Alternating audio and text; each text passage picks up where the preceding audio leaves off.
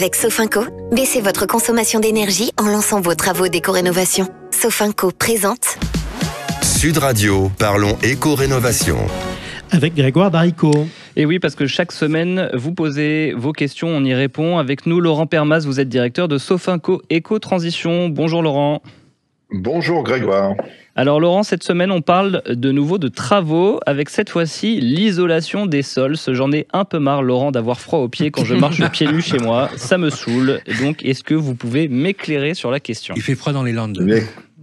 Écoutez Grégoire, l'isolation du sol justement est responsable, vous avez raison, de 10% de déperdition de chaleur, donc c'est pas neutre. Alors souvent on l'associe avec d'autres travaux, je pense notamment aux fenêtres ou au VMC, mais en tout cas il y a clairement c'est un chantier à prioriser. Alors il y a 3 bonnes raisons d'isoler vos sols. Alors la première, on se doute, c'est notamment de faire des économies d'énergie et puis de réduire les déperditions thermiques. La seconde, c'est gagner en confort. Grégoire, les pieds froids, c'est terminé pour vous. Donc avec une isolation du sol, vous allez avoir chaud à vos petits petons et puis gagner forcément et lutter notamment contre l'humidité, puisque les sous-sols, les caves et les vides sanitaires ont tendance à faire remonter en fait l'humidité dans les pièces au-dessus, et ça c'est un inconfort, voire même un inconfort assez fort, notamment avec des traces d'humidité.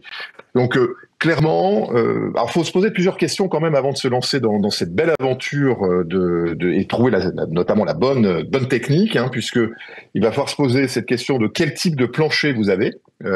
Est-ce que c'est des dalles de terre-plein? Est-ce que c'est du sol, du sous-sol, du plancher d'étage? Et puis quel est l'état aussi de votre plancher? Est-ce qu'il est plutôt ancien, plutôt dégradé, avec quelques petits légers trous? Et puis quelle aussi est la résistance et notamment est-ce qu'il peut supporter une charge supplémentaire, puisqu'on va voir, vous avez quelques centimètres en plus lorsque vous commencez à combler justement ce plancher. Effectivement. Donc ça, c'est un point important. Et effectivement, Laurent, une fois que j'ai identifié tous ces aspects, quelle solution s'offre à moi ? Alors, vous en avez 2. C'est par-dessus, par-dessous. Et donc, 2 techniques. Le par-dessous, c'est notamment celle qui est la plus favorable, la plus intéressante. Pourquoi ? Parce qu'elle va pas être intrusive.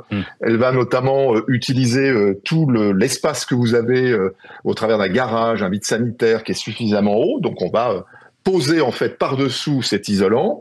Et puis, vous avez par-dessus, un peu plus contraignant, notamment puisque ces couches d'isolant vont notamment avoir comme conséquence de légèrement surélever votre justement alors c'est pas grave, entre 8 Grégoire et est pas 15 très grand. centimètres, Voilà. Je suis un peu Donc, plus grand que toi, quand même, j'en ai rien. vous ayez quand même des hauts plafonds, puisque ça va surélever entre 8 et 15 centimètres d'épaisseur à votre sol.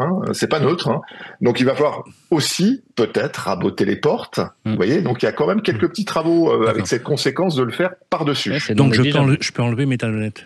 Oui, vous pouvez enlever vos talonnettes, Sylvain, c'est possible, mais c'est pas négligeable. Ça veut dire qu'il faut y penser. Effectivement, s'il y a des portes, des portes-fenêtres, etc., faut penser à ça. Ça coûte combien, Laurent, cette opération ? Alors ça, c'est des travaux qui sont relativement abordables, puisque le prix varie entre 20 et 90 euros le mètre carré. L'isolation par-dessous, elle est la plus économique, puisqu'elle ne génère pas de surcoût, notamment des rabots, de pièces, de déménagement et autres. Donc c'est entre 20 et 50 euros le mètre carré. Et si vous les isolez par-dessus, parce que vous n'avez pas le choix, là vous allez avoir en plus des frais de déménagement, déplacer éventuellement des objets, changer les portes-fenêtres et peut-être aussi les circuits électriques qui vont devoir... Exactement. Allez, pour finir, rapidement, est-ce que j'ai le droit à des aides ? Vous avez toujours le droit à des aides. Alors, en tout cas, il faut respecter le premier critère, c'est de faire appel à un artisan qui est RGE. Reconnu et ensuite, garant de l'environnement. Non, reconnu garant de l'environnement, oui. Tout à fait. Et donc, vous allez avoir des aides, notamment au travers de MaPrimeRénov', si vous êtes dans des travaux de grande ampleur, c'est-à-dire que vous associez d'autres travaux avec cette isolation des sols. Vous avez une TVA réduite à 5,5, l'éco-PDZ, et puis des aides territoriales, locales, au travers de vos régions. Ce qu'il faut, c'est toujours se renseigner. France Rénov'. Et donc, au travers de France Rénov', vous allez pouvoir bénéficier des aides et des appuis et du choix des artisans RGE. Merci beaucoup, Laurent Permas. Merci à vous. Sud Radio, parlons éco-rénovation. Avec Sofinco, lancez vos travaux d'éco-rénovation pour baisser votre consommation d'énergie.